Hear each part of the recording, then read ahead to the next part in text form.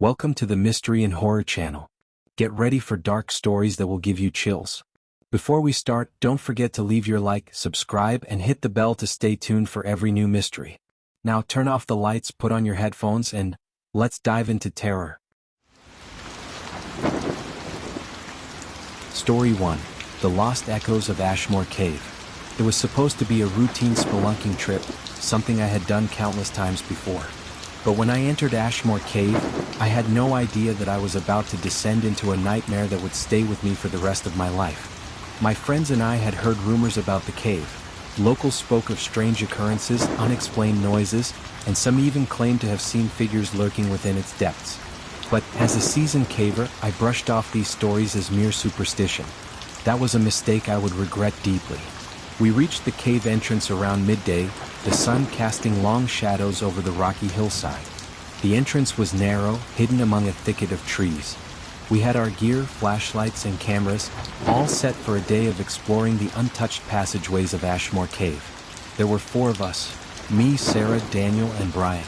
We were a tight-knit group, all sharing the same passion for adventure, unaware that our journey into the cave would take us places we never imagined. At first, the cave seemed calm. The air was cool, and the smell of damp earth filled my nostrils as we descended into the darkness. We made our way through tight tunnels, crawling over rocks and dodging the occasional low-hanging stalactite. The cave was vast and winding, with the walls adorned with intricate limestone formations. It was easy to lose track of time, the minutes blending together as we ventured deeper. As we reached a wider chamber, the atmosphere shifted. The usual sounds of our footsteps, the clinking of our gear, and even our breathing became muffled, as though the cave itself was swallowing the noise. There was an eerie stillness that made the hairs on the back of my neck stand on end. And then I heard it, a soft, almost imperceptible whisper. At first, I thought it was the wind, but as I strained to listen, I realized it was something else entirely. I looked at my friends, who had also stopped in their tracks. Sarah was staring ahead, her face pale. "Did you hear that?" she whispered. We stood there in silence, the whisper growing louder. It was a voice, but not one I recognized. It was distant, unintelligible, but unmistakably human. We exchanged nervous glances, unsure of what to do. Daniel, ever the skeptic, shrugged it off. "It's probably just air moving through the cave. No need to freak out." But even he seemed uneasy. We continued on, but the whispers never stopped. They followed us, echoing off the walls in a maddening rhythm, always just out of reach. At first, it was barely noticeable, an indistinct murmur, but then it grew. The voice became clearer, and with it came a sense of urgency, as if the cave itself was trying to communicate something to us. I can't explain it, but the more we walked, the more the air around us seemed to thicken. The weight of something unseen pressed in on us from every direction. And then we found the altar. We were in a large, cavernous room when we saw it. A stone slab in the center, surrounded by strange, ancient markings carved into the floor. There were symbols, some familiar, others entirely alien, etched into the surface. The room was cold, so cold that our breath formed visible clouds in the air. The whispering had reached a fever pitch, the words now distinguishable. It was chanting, rhythmic and deep, but the language was unlike anything I had ever heard. I felt an overwhelming sense of dread, a primal fear, as if something was about to happen that we couldn't control. Brian was the first to approach the stone slab. "What is this?" he asked, his voice trembling. But no one answered. I was frozen, my eyes drawn to the markings on the floor, the symbols swirling in front of me. That's when it happened. The air shifted, and a cold gust blew through the chamber, extinguishing our lights. The whispers turned into screams. I don't know how long we were in that darkness, but the panic set in fast. The screams, inhuman, guttural, echoed through the cave, so loud and painful that it felt like my ears were about to burst. We tried to find our way out, stumbling in the pitch black, tripping over rocks and scrambling for our flashlights. I could hear my friends calling my name, but their voices seemed to be swallowed by the sound of something else. A presence so immense that I could feel it pressing on my chest, suffocating me. We finally made it out of that chamber, but the cave wasn't done with us yet. The path that had been so clear on our way in had changed. The tunnels twisted in unnatural ways, and we could hear the whispers growing louder than ever. The entrance we had used was nowhere to be found. Every turn we took led us deeper into the labyrinth, the sound of the voices growing more frantic. We were lost. And that's when I saw it, a figure in the distance, cloaked in shadow. At first, I thought it was one of my friends, but as I drew closer, I realized the figure wasn't human. It stood tall, unnaturally still, with glowing eyes that pierced through the darkness. It didn't move, but it was staring at me, staring into me. I wanted to scream, but the words were caught in my throat. I don't remember how we got out of there, but somehow we made it back to the entrance. We emerged into the daylight, gasping for air, our hearts pounding in our chests. I turned around, half expecting the cave to swallow us whole, but the entrance was silent. The whispers had stopped. The presence was gone. That was 5 years ago. I haven't spoken to any of my friends since. We all went our separate ways, but the memory of Ashmore Cave still haunts me. Every night I hear the whispers. They call my name, beckoning me to return. Sometimes when I close my eyes, I still see the glowing eyes of that figure in the darkness. And I know one thing for sure, the cave never truly lets go.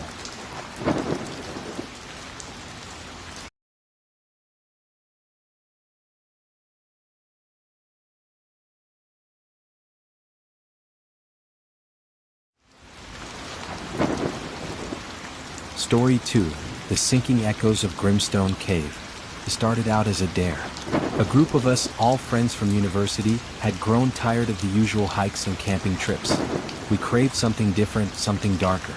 When we heard about Grimstone Cave, we were immediately intrigued. Located on the outskirts of town, the cave was known for its labyrinthine tunnels and a chilling reputation. It was said to be cursed, the home of spirits who never left. We thought it was all just a joke, a legend spun out of fear and misunderstanding. But after a few beers one night, we decided it would be the perfect way to test our limits. We gathered our gear, packed our flashlights and provisions, and made our way to the cave early the next morning. The entrance was hidden in a secluded part of the forest, barely noticeable unless you knew where to look. The air was heavy with moisture, the ground soft beneath our boots. As we made our way into the cave, I immediately noticed the stark contrast from the world outside. It was colder, the air thick with the scent of earth and decay. We descended into the darkness, the beam of our flashlights slicing through the pitch black. The first few hours were uneventful. We made our way through narrow tunnels, occasionally stopping to admire the intricate rock formations or take photos. But as we ventured deeper, things began to feel off. The air grew damp and stale, and the further we went, the more oppressive the silence became. It was as if the cave had swallowed all sound, leaving nothing but a hollow emptiness around us. Then we found the chamber. It was vast, far larger than any of us had anticipated. The walls seemed to stretch upward endlessly, and the floor was covered in a thick layer of wet moss. But it wasn't the size of the room that bothered me, it was the feeling of being watched. It was subtle at first, just a flicker at the edge of my vision. But as I turned my head, I could have sworn I saw something moving in the shadows. "Did you see that?" I asked, my voice trembling. "What?" "It's just the shadows," Daniel replied dismissively. But there was something in his voice that made me doubt his words. We continued deeper into the cave, though the unease in the pit of my stomach continued to grow. And then, without warning, the temperature dropped. It felt like ice was seeping into my bones. We looked around, confused, but there was no explanation for the sudden chill. Our breath hung in the air like mist, and our flashlights flickered erratically. It was then that we heard it. Faint at first, just a low murmur, as if someone was whispering from far away. But it grew louder, clearer. A voice, cold and distant, echoing through the chamber. It wasn't in any language I recognized, but the tone was unmistakable. It was a warning, a plea. I tried to call out to my friends, but my voice was swallowed by the growing noise. The whispers turned into screams, wailing, desperate. I looked around, frantic, but saw nothing. The walls seemed to close in, the air thickening with every passing second. And then I saw them, figures, pale and ghostly, standing at the edge of the chamber, their eyes glowing faintly in the dark. They didn't move, but they were there, staring, watching. I wanted to scream, but no sound came out. I turned to my friends, but they were gone. It was just me, alone in that cavernous hell, surrounded by the cries of the lost souls. The walls seemed to move, shifting in on me. The ground beneath me began to tremble, and the darkness closed in, swallowing everything whole. I couldn't move. The figures, now closer, began to reach out with skeletal hands. I tried to run, but my legs wouldn't obey. The whispers grew louder, the voices now shouting my name. Finally, I broke free, stumbling out of the cave with nothing but sheer panic fueling my every step. When I emerged into the daylight, I couldn't breathe. I collapsed on the ground, gasping for air. The whispers had stopped, but I could still feel them. They were in my mind, a constant presence that never left. I haven't spoken of Grimstone Cave since that day, and I never will.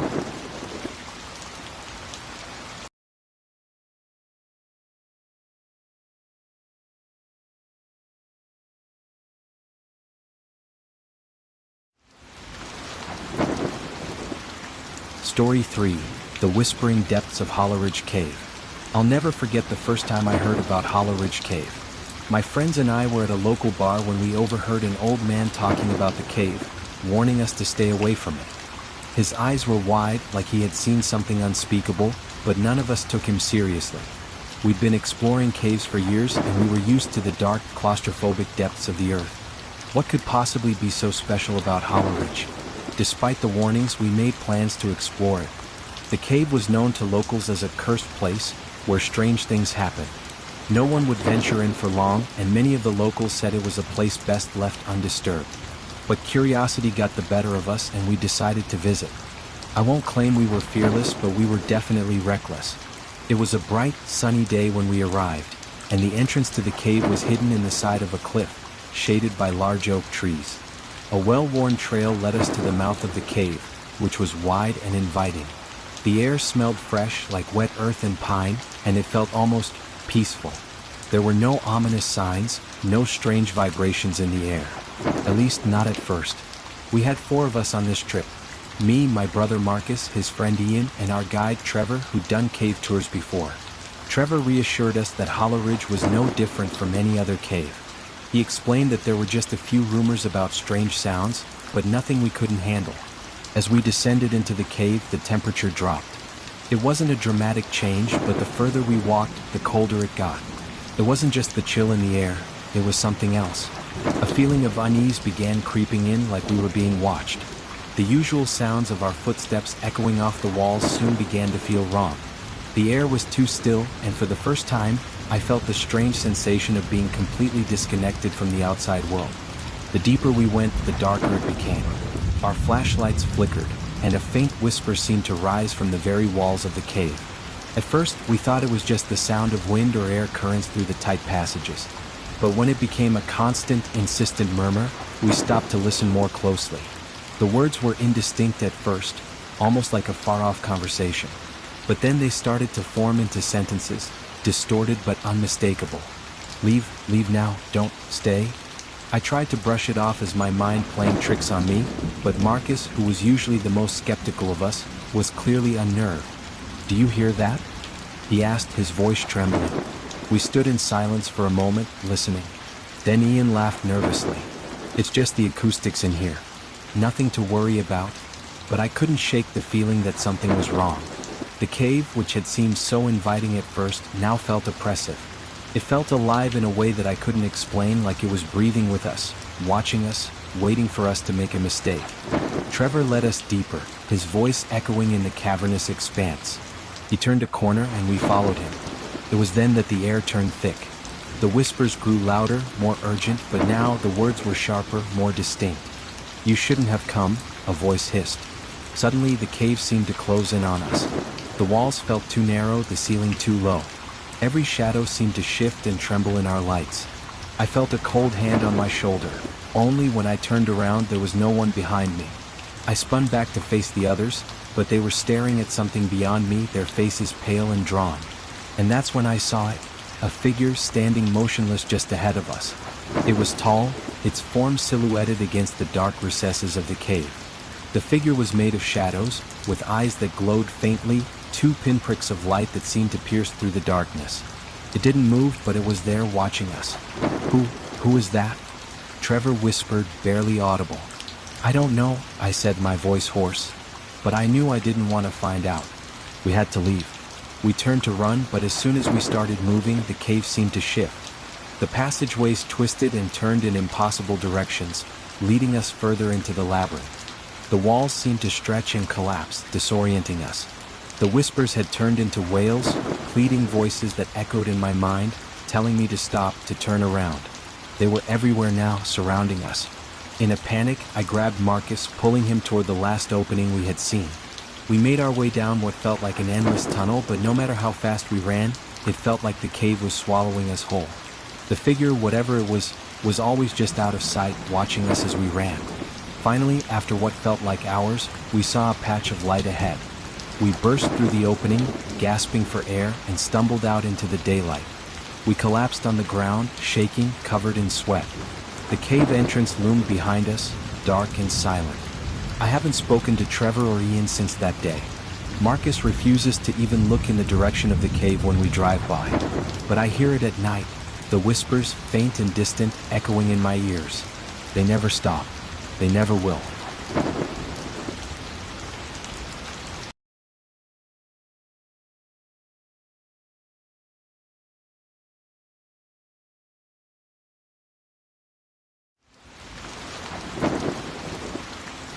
Story 4.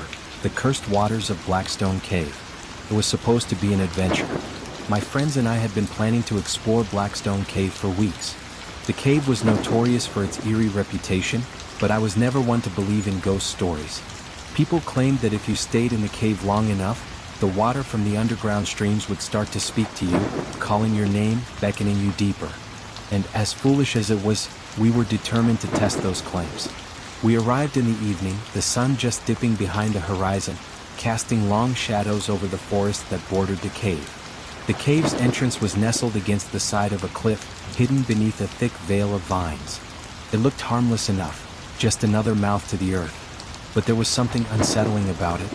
A strange pressure in the air, a heaviness that felt unnatural. Still, we ignored it and proceeded forward. We made our way deeper into the cave, the air damp and cool, the ground slick with moisture. The walls were smooth, polished by centuries of water flowing through. We followed the narrow path, our flashlights cutting through the dark, until we came upon the first of the underground streams. The water was dark and still, almost black, reflecting nothing but the faintest shimmer of our lights. "That's weird," Jason muttered, peering into the water. "It doesn't reflect anything." It didn't. The water looked like it had swallowed every bit of light, leaving only a void in its place. But we didn't think much of it. We crossed the stream, carefully stepping over the slick rocks, and continued deeper into the cave. As we ventured further, the atmosphere grew thick. The silence was unsettling, broken only by the distant sound of dripping water. That's when we heard it, the first whisper. A faint sound, almost inaudible, like a voice carried by the wind. But there was no wind. I froze, my heart hammering in my chest. "Did you hear that?" Jason nodded. It came from the water. We turned to look at the stream we had crossed earlier, but the water was calm, as though nothing had happened. We laughed nervously, trying to brush off the feeling of dread creeping up on us. We walked further, following the winding path. But with every step we took, the whispers grew louder, clearer. They were calling us, beckoning us closer to the next stream. Jason was the first to stop. He turned to me, his face pale. "I don't want to go any further," he said, his voice shaking. "Something's wrong." We argued for a while, but in the end we all agreed to continue. It wasn't until we reached the deepest part of the cave that things took a turn for the worse. The water here was no longer just still, it was moving, swirling, as though something beneath the surface was stirring. And then we saw it. The water seemed to rise up, twisting into a shape. A figure, half-formed, emerged from the depths, its body made entirely of black water, its features indistinguishable.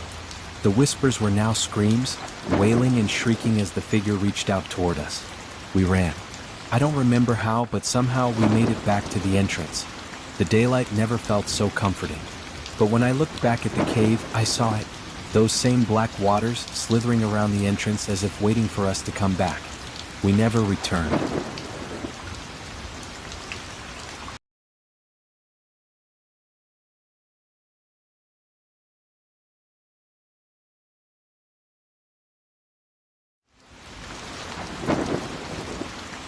Story 5.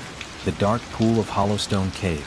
It was a weekend trip that was supposed to be the start of an exciting adventure, but instead, it became a nightmare that will haunt me for the rest of my life. My friends and I had heard the legend of Hollowstone Cave, an ancient cave system with dark, still waters said to hold the power of curses. People who ventured too close to the waters were rumored to disappear or return with their minds shattered. Naturally, this only intrigued us further. We arrived at the entrance to Hollowstone on a foggy morning. The air was thick with moisture, and the cave's gaping mouth seemed to draw us in like some kind of magnetic force. As we stood there, staring into the darkness, I felt an inexplicable sense of unease. The usual excitement I felt before embarking on an exploration had diminished, replaced by an odd sense of dread. I shook it off, thinking it was just my mind playing tricks on me. The cave was long and narrow at first, the walls jagged and damp. We had no real plan other than to explore the cave for a few hours and then head back to camp. The deeper we ventured into the cave, the colder it became. I could hear the distant sound of dripping water, echoing in the vast emptiness around us. Our flashlights were barely enough to pierce the inky blackness. After about an hour of walking through the winding passageways, we came upon a large chamber. The air was thick with a musty smell, and the ground was slick with what seemed like stagnant water. The light from our flashlights glinted off the water's surface, and it was then that we saw it, the dark pool in the center of the room. The water was pitch black, so deep that we couldn't see the bottom. It felt wrong, unnatural. I couldn't help but stare at it, transfixed, as if something within the water was calling to me. But I wasn't the only one who felt this pull. My friends, Mark and Sarah, were also staring at the pool with a strange intensity. "Let's move on," I said, trying to break the trance we had all fallen into. But it was too late. Sarah stepped forward, moving closer to the water. "It's beautiful though," she whispered, her voice barely audible. Her eyes were wide, her pupils dilated. "It's like it's alive." Mark followed her, and I could see the same far-off look in his eyes. I tried to grab Sarah's arm, but she shrugged me off, stepping closer to the water's edge. Suddenly, the water began to ripple. The surface, which had been completely still just moments before, began to churn violently, as though something below was awakening. My heart pounded in my chest as I stepped back, but Sarah didn't seem to notice. She was too focused on the pool, her expression blank. "What's happening?" Mark muttered, his voice shaking. "It's like it's alive." A cold wind swept through the chamber, sending a chill down my spine. The water swirled faster, and I could hear faint whispers rising from the depths, incoherent at first, but then forming words. "Come closer. Join us." "No," I shouted, pulling Sarah away from the water. But it was like I wasn't even there.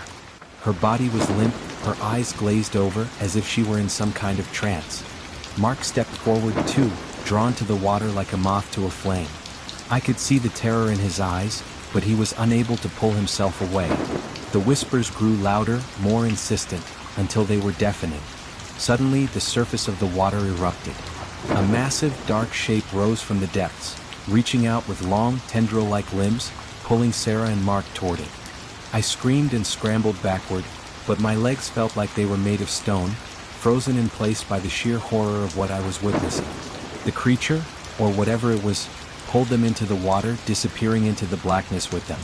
The whispers stopped abruptly, replaced by an eerie silence that seemed to hang in the air, suffocating me. I don't know how I managed to move, but I ran. I ran as fast as I could, stumbling through the darkness, my heart racing in my chest. I could still hear their screams echoing in my mind, even as I made my way back through the cave. I don't know how long I wandered, disoriented and terrified, but eventually I found my way out. When I reached the entrance of the cave, I collapsed on the ground, gasping for breath. I was alone. My friends were gone, and the cave had swallowed them whole. I didn't look back. I couldn't. I didn't want to see what might be lurking in the shadows, waiting to claim me too.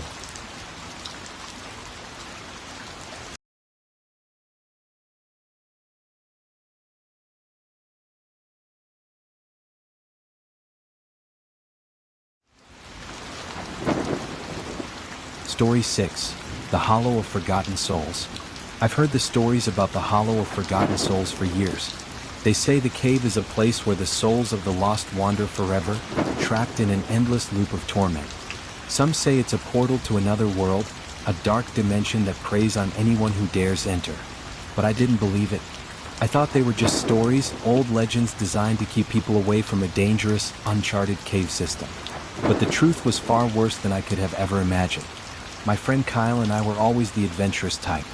We loved seeking out places that had a reputation for being dangerous just for the thrill of it.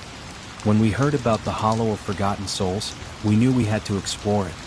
We had no idea what we were getting ourselves into. The cave entrance was hidden deep in a forest, far off the beaten path. It took us hours to find it, navigating through thick trees and rough terrain. When we finally reached the cave, the temperature dropped immediately. The air was heavy, almost suffocating. There was a stillness to the place, an unsettling quiet that made my skin crawl. We entered the cave cautiously, the beam of our flashlights illuminating the jagged walls. The further we went, the more oppressive the darkness became. The silence was broken only by the occasional drip of water from the ceiling, and our footsteps echoed off the walls, sending chills down my spine. As we ventured deeper, I began to feel like we were being watched. It was as if the very cave itself was alive, aware of our presence. I tried to shake off the feeling, but it kept growing stronger, pressing in on me. We reached a large chamber, the air thick with dampness. The walls were covered in strange markings, symbols I didn't recognize. The further we looked, the more these markings seemed to swirl and move, as though they were alive, changing shape before our eyes. Kyle's face grew pale as he examined them. "Do you think this is some kind of ritualistic cave?" he asked, his voice barely above a whisper. "I don't know," I said, feeling uneasy. "Let's just keep moving." We continued through the cave, eventually coming to a narrow passageway. It was almost too tight to fit through, and the air felt even heavier. The whispers started then, low at first like the wind, but gradually growing louder. They were incomprehensible, but they sounded desperate. Then the whispers started calling my name. I froze in place, heart hammering in my chest. "Did you hear that?" I asked Kyle, my voice shaking. Kyle's face was pale, and he was staring at something in the distance. "We need to get out of here," he said, his voice tight with fear. "This place is wrong." Before we could turn around, the temperature dropped even further, and I felt the coldness in my bones. Then, from the darkness ahead, figures began to appear, pale, shadowy shapes with hollow eyes, floating just above the ground. They moved slowly, gliding toward us, their mouths open in silent screams. I tried to run, but the ground beneath me seemed to give way, and I stumbled forward. Kyle was next to me, pulling me toward the exit, but the shadows were closing in. They were everywhere now, reaching out with skeletal hands, dragging us deeper into the darkness. The whispers turned into screams, and the pain in my chest grew unbearable. And then, just as suddenly as it began, the darkness receded. We were back at the cave's entrance, gasping for air, our hearts pounding in our chests. But the images of those spirits, their hollow eyes staring at me from the depths, never left. They followed me every night, whispering my name, calling me back to the hollow.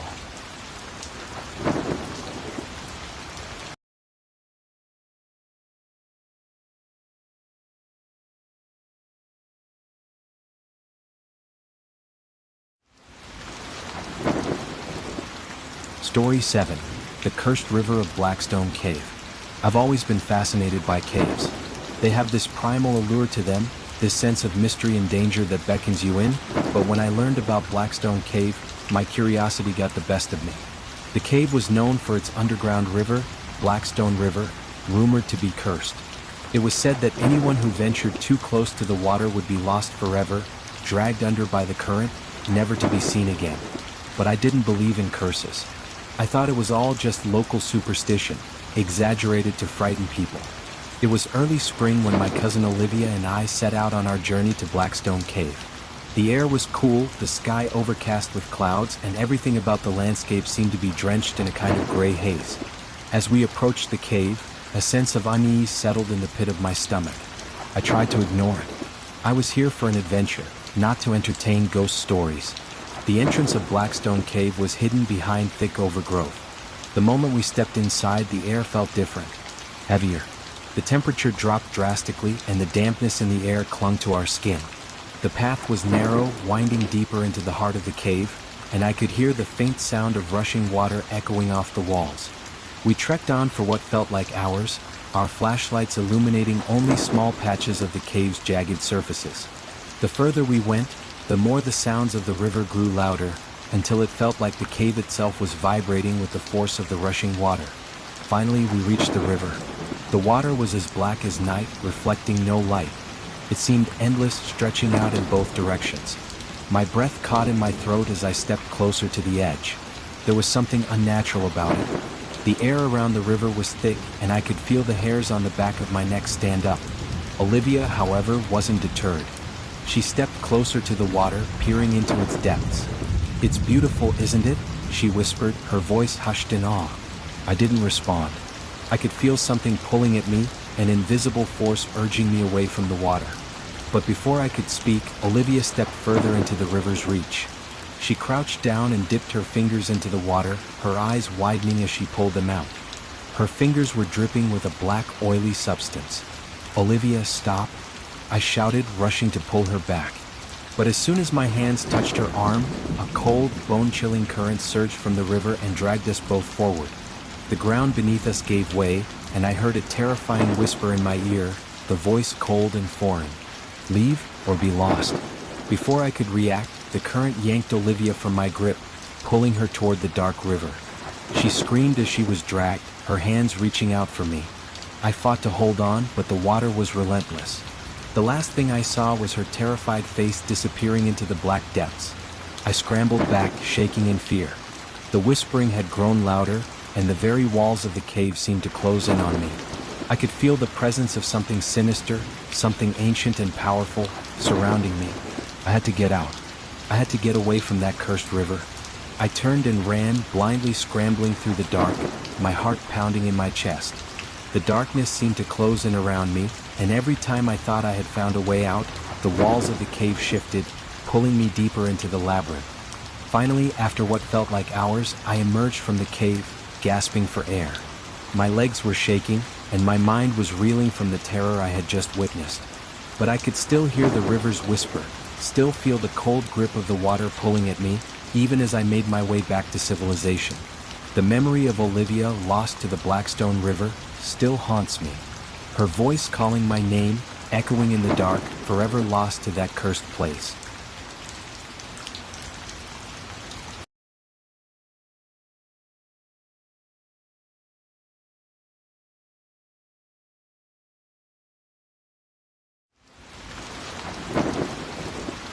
Story 8. The Phantom of the Crystal Cavern. It was supposed to be a simple day trip to explore a new cave system we'd heard about, the Crystal Cavern. The cave was famed for its stunning crystal formations, said to sparkle with an ethereal glow. The rumors around the cave, however, told a different story, that the cavern was haunted by the spirit of a miner who had tragically died there years ago. His ghost was said to wander the cave, tormenting anyone who ventured too deep. I went with a group of friends, Jake, Tom, and Emily, on a weekend exploration. We were all experienced cave explorers, and we weren't intimidated by ghost stories. At least that's what I thought. As we stood at the entrance, the massive stone opening seemed to beckon us inside. It was early in the morning, and the air inside the cave was cool and damp. The sunlight from outside barely reached the mouth of the cavern, casting long shadows on the walls. As we ventured deeper into the cave, the air became thicker, and the faint echo of our footsteps seemed to stretch out endlessly. The crystal formations began to appear, their translucent surfaces reflecting our lights in 1,000 directions. It was beautiful, but there was something about the place that felt off, unnervingly still, as though the very air had been waiting for us. We were about an hour into the cavern when we heard it, the soft sound of footsteps, faint and distant. At first, I thought it was just the natural acoustics of the cave, but as the sound grew louder, I began to feel uneasy. I turned to the others. "Did you hear that?" Tom, the most skeptical of the group, shrugged it off. "It's probably just the sound echoing. Let's keep going." But the footsteps didn't stop. They grew louder and closer, as though someone was walking right behind us. It wasn't long before we realized that no one else was around. We were alone. We stopped dead in our tracks, our flashlights scanning the dark tunnel, but there was nothing to be seen. That's when Emily gasped. "Look at that." We turned to see what she was pointing at.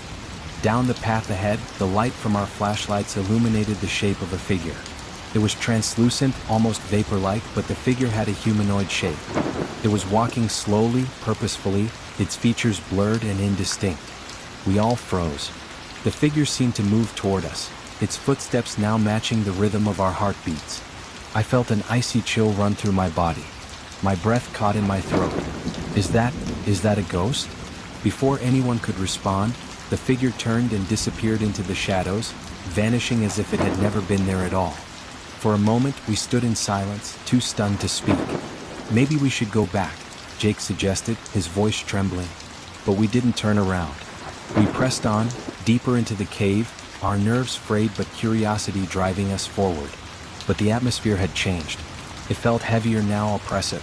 The air seemed colder, and the footsteps, louder, more persistent, followed us, echoing in the cavern's vastness.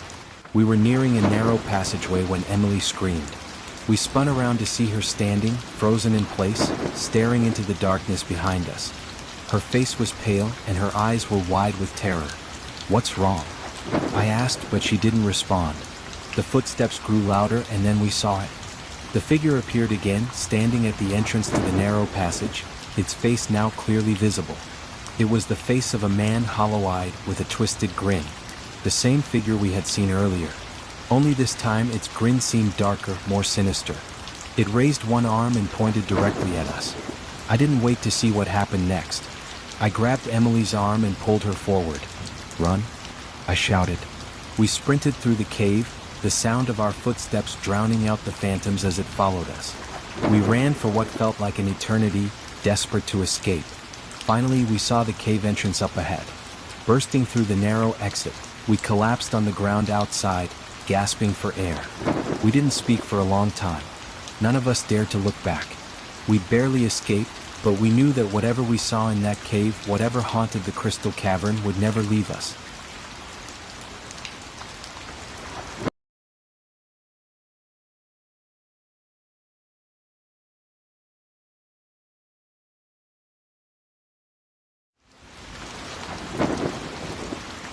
Story 9.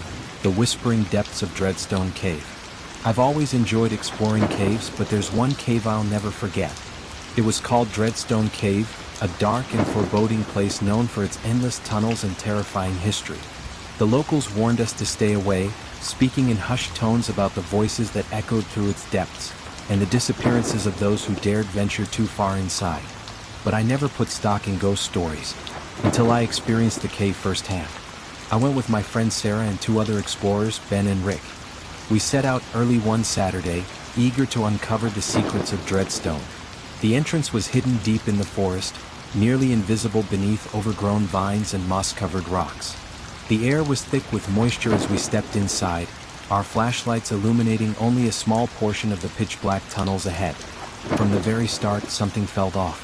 The walls of the cave were slick and uneven, and the deeper we went, the more the air seemed to grow colder. It felt like something was watching us, lurking just beyond the reach of our lights. But it wasn't until we reached the first large cavern that things began to take a more sinister turn. We'd been walking for hours, and the cave's narrow passageways had opened up into a massive chamber. The ceiling was high above, and there were strange, jagged rock formations that looked like sharp teeth. It was eerily silent, except for the faint sound of dripping water. Then we heard it. A soft whisper so faint we almost missed it. I turned to Sarah. "Did you hear that?" She nodded, her face pale. "It's coming from over there." We followed the sound of the whisper, trying to pinpoint its source. As we moved deeper into the cavern, the voices grew louder, though still unintelligible. It felt like 1,000 voices were speaking at once, a cacophony of words that blurred together into one indistinct hum. Ben, always the skeptic, laughed nervously. "It's probably just the wind, guys. Some caves have weird acoustics." But none of us were convinced.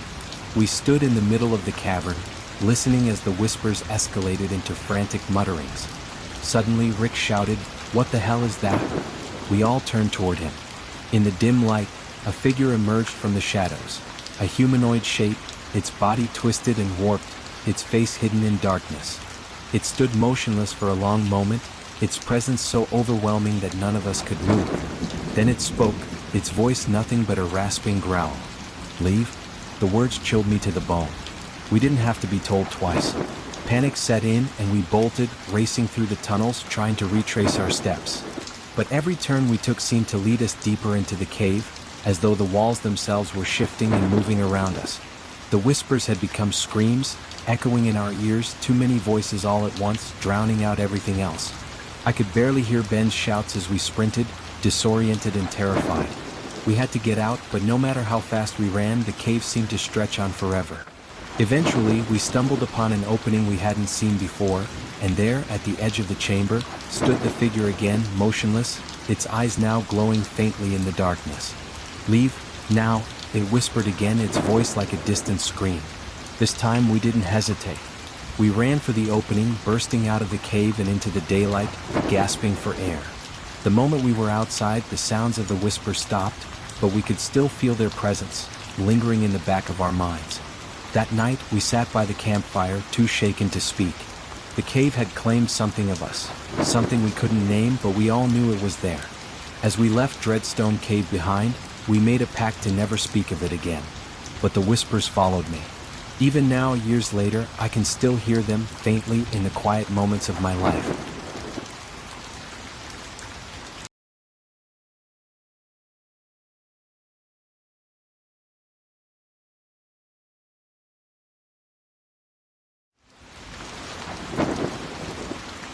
Story 10. The Hollow Heart of Hollowbrook Cave. It was supposed to be an ordinary cave exploration. My friends and I were experienced adventurers, always on the lookout for new places to discover.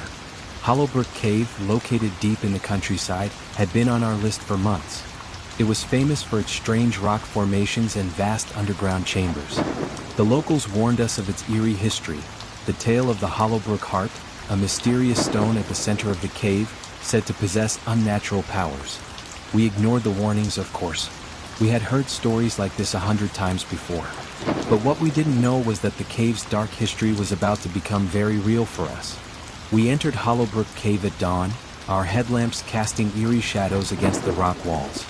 The entrance was narrow, but once inside, the cave opened up into a vast, echoing space.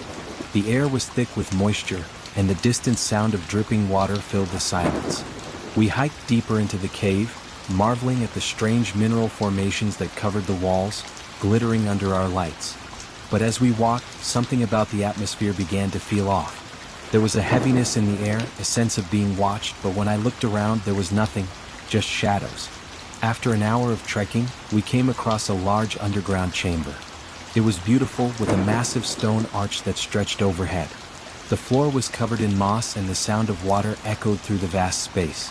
But in the center of the chamber was the Hollowbrook Heart, a stone, dark and smooth, surrounded by ancient carvings. It was placed carefully on a pedestal, as though it had been waiting for us.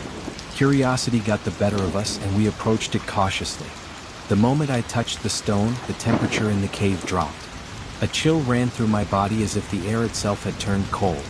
A low hum started to vibrate through the ground beneath my feet, and the walls of the cave seemed to shift and pulse with an eerie energy. Suddenly we heard a voice, faint at first, then louder, echoing through the chamber. It was a voice that sounded ancient and full of malice. "Leave this place." The voice wasn't coming from anywhere in particular. It was as if the cave itself was speaking to us, an ancient entity awakened by our presence. I felt a cold sweat break out across my skin, and my friends looked just as terrified as I felt. Before we could react, the ground trembled beneath us, and the walls of the cave shifted violently. It felt as though the entire cavern was alive, constricting around us. The air was thick with the oppressive weight of something ancient, something hungry. We tried to run, but the cave had changed. The path we had come from was now blocked by massive rocks, and the entrance we had used to enter was gone. We were trapped, surrounded by the pulse of the Hollowbrook Heart. The whispers turned to screams. We could hear the voices of long-dead souls calling from the darkness, their wails echoing through the stone walls. It was impossible to tell where the sound was coming from. It seemed to be coming from all directions. Desperate, we pressed on, trying to find a way out, but every turn we took led us deeper into the cave, into the heart of the darkness. It wasn't long before we realized the horrible truth. The cave was alive, and it was feeding on our fear. We didn't know how much time passed, but eventually, we stumbled upon another exit, hidden behind a thick curtain of hanging moss. We crawled through it and found ourselves in a smaller chamber. The air here was still cold, but at least we were no longer being pursued by the ominous presence. We ran. We ran like we had never run before, but the echoes of the cave followed us. The moment we stepped outside, the hum stopped, and the cave returned to its eerie silence. We left Hollowbrook Cave behind, but the feeling of something still watching us lingered.